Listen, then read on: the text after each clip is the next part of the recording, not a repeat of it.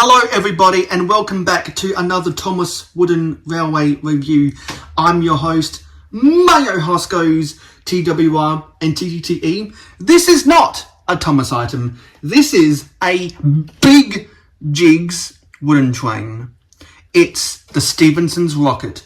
If you watched this video that I'll put up in the cards right now, I went to the Flynn Railway in Tolwyn, Wales, and I took some awesome shots at Wharf Station.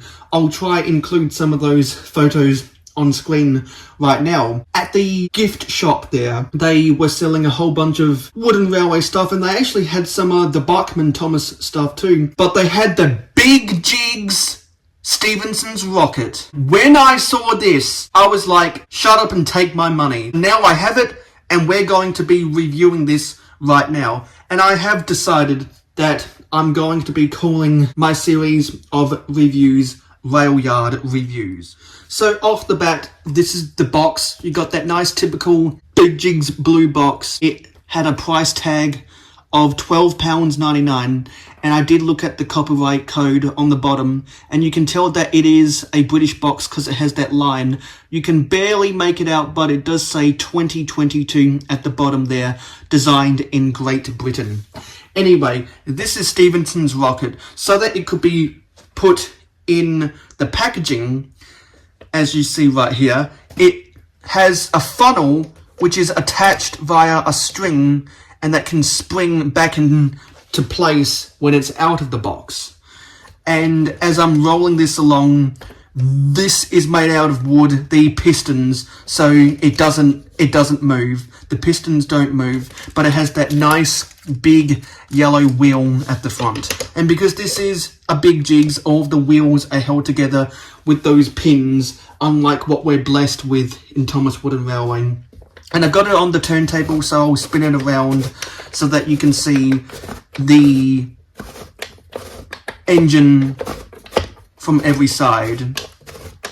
And at some spots, the wood does kind of feel rough, but it's got some nice detail. It's got the speckle painted coal. It's got a lot of black lining to insinuate the wood grain, because if you have ever looked at, say, a Hornby or a Rapido version of Stephensons Rocket, you know that it does have that wood grains all over the engine. The water barrel at the back has some rather thick lining. I'm not sure if I like that or not, but it does have this little water filler cap at the top there, which is something you don't see in many of the Thomas Wooden Railway items. They don't normally have the water filler cap, unless you're something like the Flying Scotsman with a corridor tender that has the indentation at the back. To actually see details of how they could load the engine with water, I really like that. And let's continue spinning this around. Just a lot of black detailing. As everyone knows, Flying Scotsman, Stephensons Rocket is a mostly yellow engine, so there's a lot of yellow. It screams yellow, but the chassis for the engine is black. The chassis for the tender is yellow. And you can see it actually has a batch number underneath there with the Big Jigs toy logo. And the piston has the actual detail of the pumping action to actually spin the wheel.